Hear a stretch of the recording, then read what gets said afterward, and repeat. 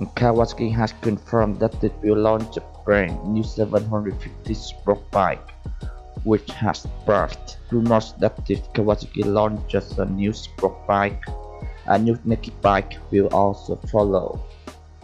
Of course, the Z800R was allowed to replace the current Z800R, so the launch of the Z700R could also replace the current Z650. Most of the opinions are that the Z800R will be equipped with a completely new 4-cylinder engine that complies with European emission standards. So likely, the Z700R will also be equipped with a switcher 4-cylinder engine. Currently, Kawasaki Z800 has been discontinued, so the appearance of the Z700R will replace the position of the Z800 is very appropriate. The Ninja Z800R will replace the Z800R and be equipped with a high-end engine.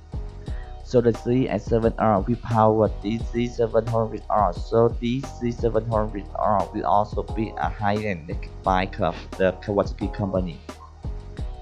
Mid-2023 or late 2023 is the time when a series of new bikes will be launched, not only by Kawasaki company, but also by Honda, Yamaha, Suzuki, KTM, and BMW, and they will launch new motorcycles there.